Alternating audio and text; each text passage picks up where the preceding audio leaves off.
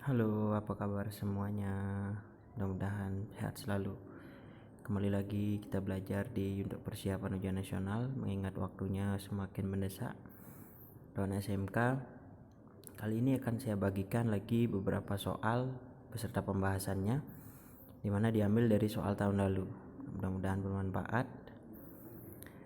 Jangan lupa dukung channel saya ini dengan klik like dan subscribe.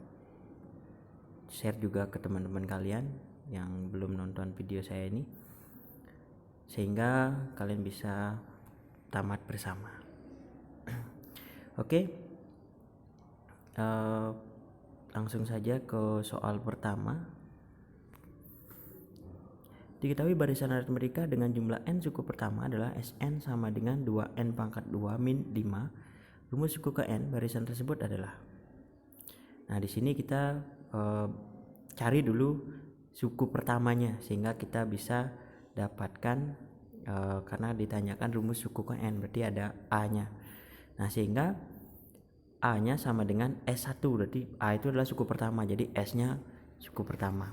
Jadi gantikan n-nya dengan 1 sehingga didapatlah 2 kali 1 kuadrat dikurangi 5 kali 1 sama dengan min 3. Kemudian U2-nya sama dengan S2 dikurangi A. Nah, S2-nya kita cari dulu S2-nya sehingga dimasukkan disubstitusi ke dalam 2n pangkat 2 min 5n sehingga didapatlah 2 kali 2 pangkat 2. 2 pangkat 2 adalah 4 kali 2 8 dikurangi 5 kali 2. 5 kali 2 min 10. Kemudian min kali min 3 plus 3 sehingga didapatlah U2-nya sama dengan 1. Karena U2 sama dengan 1, maka yang berikutnya kita akan cari adalah bedanya. Nah, beda itu adalah U2 dikurangi suku pertama atau U2 dikurangi A. Jadi dapatlah 1 dikurangi min 3 sama dengan 4. Jadi beda dari barisan tersebut adalah 4. Kemudian selanjutnya kita buatkan UN, di mana rumus UN yang kita ketahui dalam barisan aritmatika itu adalah UN-nya sama dengan A ditambah N min 1 kali B. Nah, A-nya sudah kita dapatkan yaitu min 3, kemudian B-nya adalah 4 sehingga substitusikan ke dalam A plus N min 1 kali B didapatlah min 3 ditambah N min 1 kali 4 sehingga didapatlah min 3 ditambah N kali 4 4N kemudian min 1 kali 4 min 4 sama dengan 4N min 7. Nah, itu soal yang pertama, sehingga didapatlah jawaban yang tepat itu adalah ya pilihan D, ya UN-nya sama dengan 4N min 7.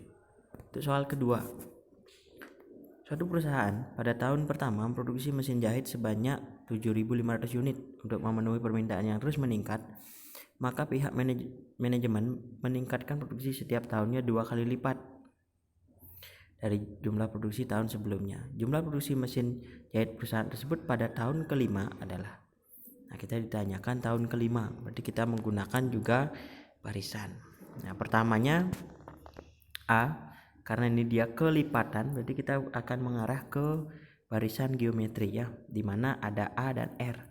A-nya adalah 7.500, kemudian rasionya dari suku pertama ke suku kedua itu kali 2 atau R-nya sama dengan 2. Sehingga untuk U5 sama dengan A kali R pangkat N min 1, itu sebenarnya rumusnya. Karena N-nya 5 berarti 5 kurang 1 4. Jadi A kali R pangkat 4. Nah, 7.500 kali 2 pangkat 4. 2 pangkat 4 adalah 16. Sehingga didapatlah 7.500 kali 16 adalah 120.000. Nah, itu dia jumlah produksi mesin jahit perusahaan tersebut pada tahun kelima, yaitu 120.000 unit. Nah, itu untuk soal kedua.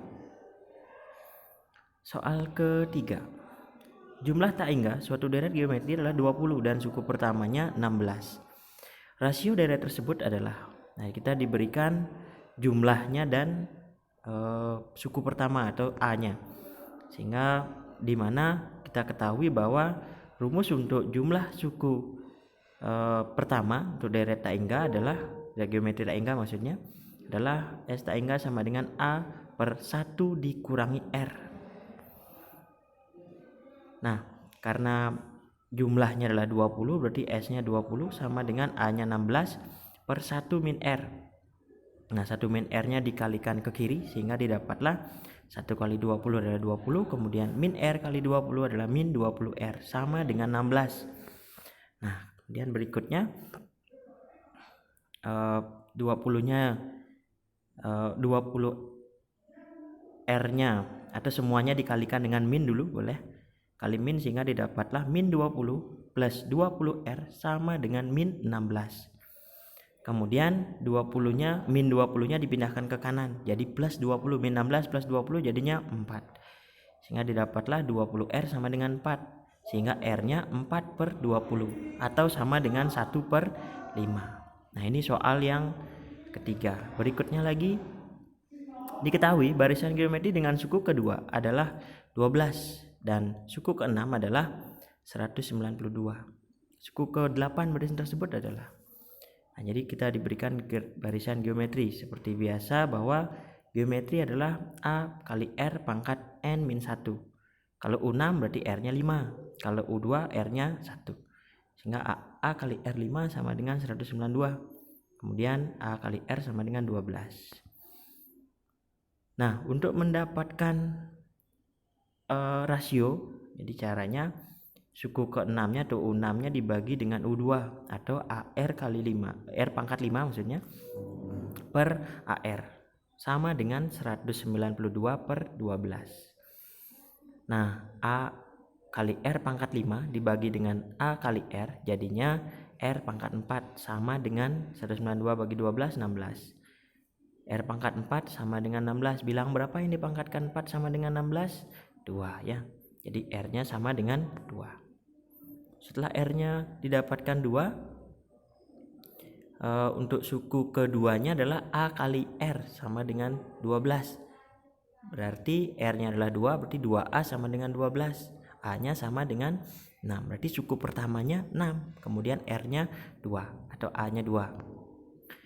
Nah, kemudian untuk mendapatkan U8 adalah A kali R pangkat 8 kurang 1 atau pangkat 7. Nah, 6 kali 2 pangkat 7. 2 pangkat 7 adalah 128. Jadi didapatlah 768.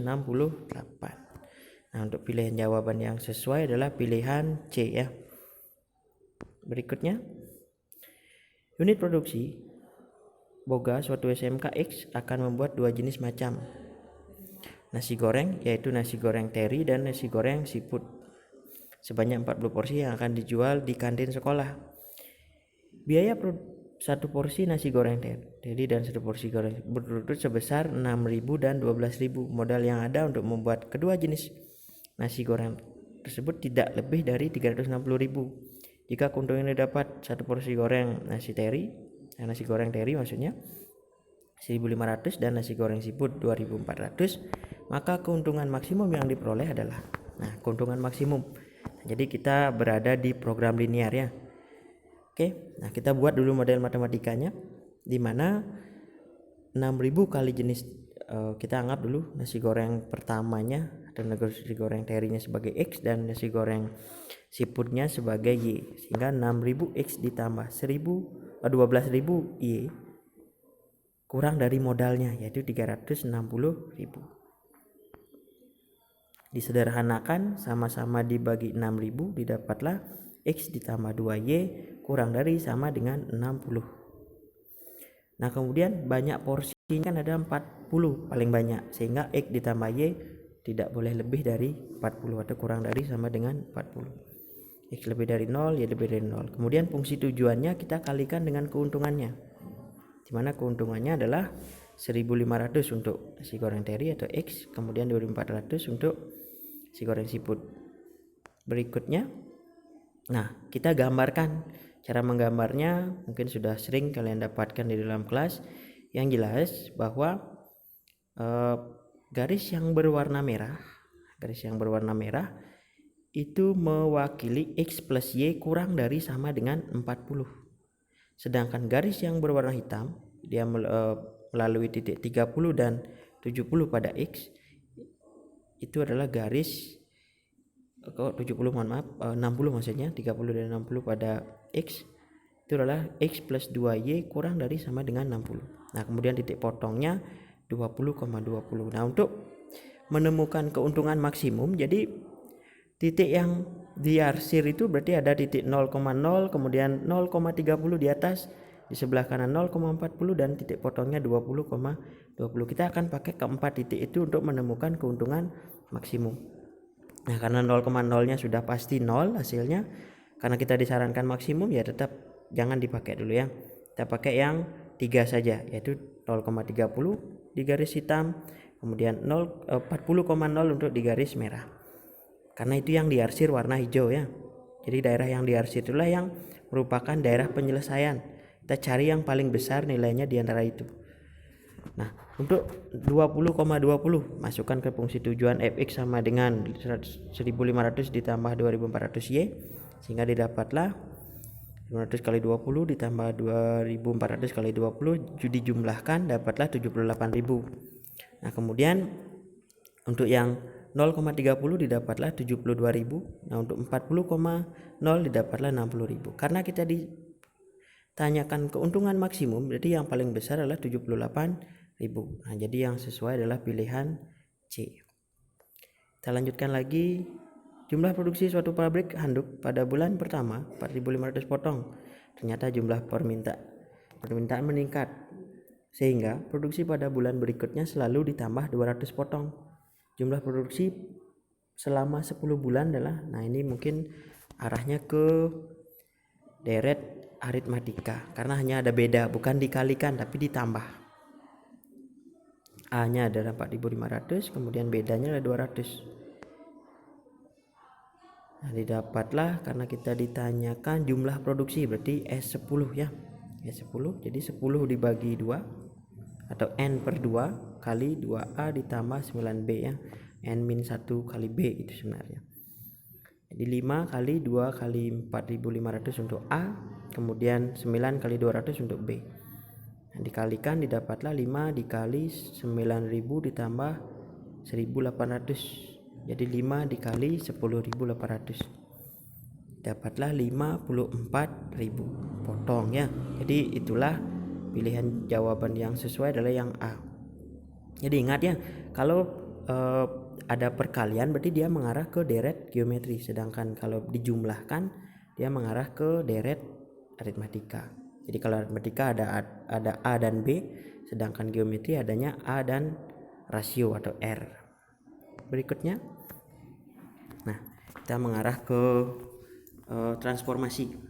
Diketahui segitiga KLM dengan koordinat titik K 2,2, L 6,4 dan M 4,6. Koordinat bayangan segitiga KLM bila ditranslasi oleh T sama dengan 1 min 3 adalah.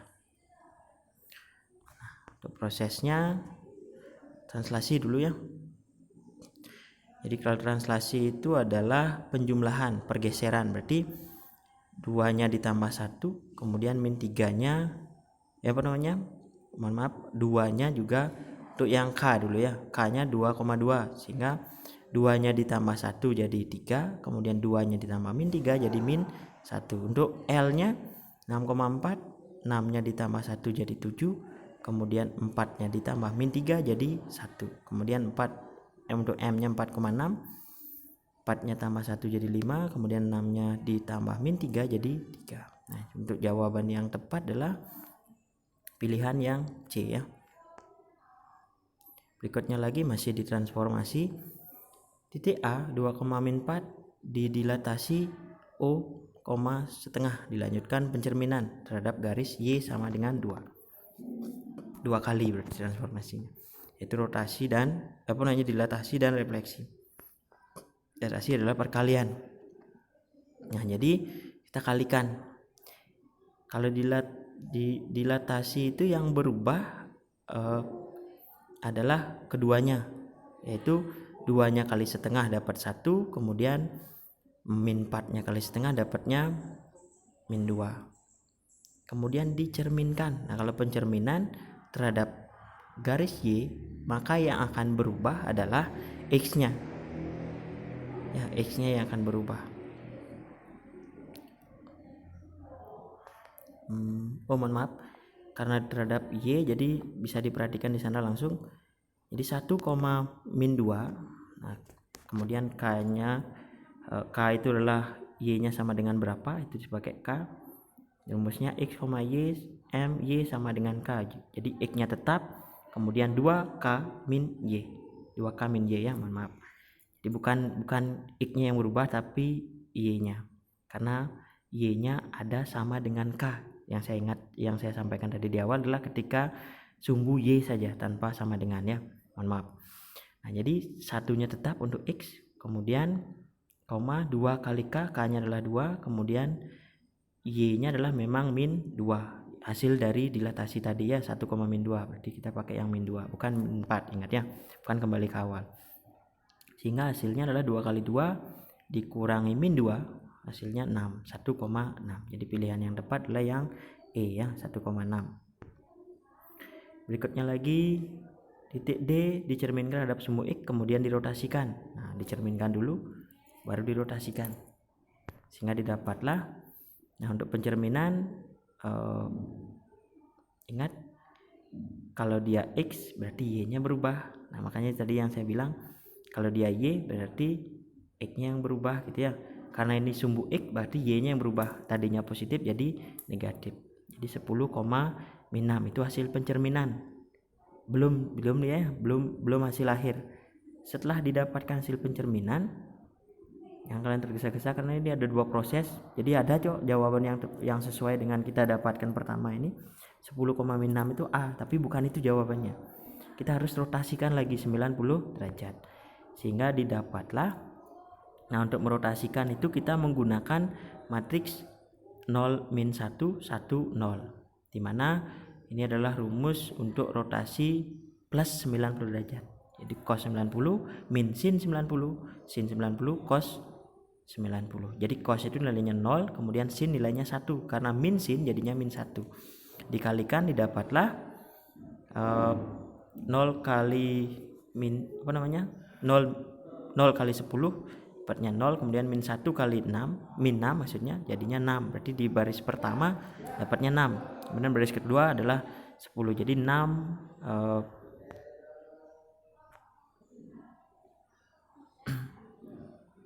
jadi hasilnya adalah 6,10. Mohon maaf salah coret ya. Jadi seharusnya jawabannya adalah D bukan E.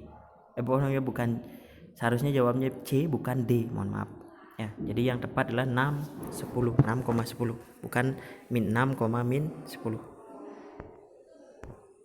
Nah, jadi mungkin itu saja untuk pertemuan kali ini. Nah, jangan lupa dukung karena subscribe itu gratis, ingat ya, tidak mengurangi kuota kalian, tidak mengganggu aktivitas YouTube kalian. Jadi tolong dibantu untuk pengembangan channel saya ini. Mudah-mudahan semuanya lulus pada ujian nasional tahun ini, karena ini merupakan ujian nasional yang terakhir. Jadi persiapannya saya harapkan lebih maksimal lagi. Oke, sampai ketemu lagi di pertemuan berikutnya. Selamat belajar.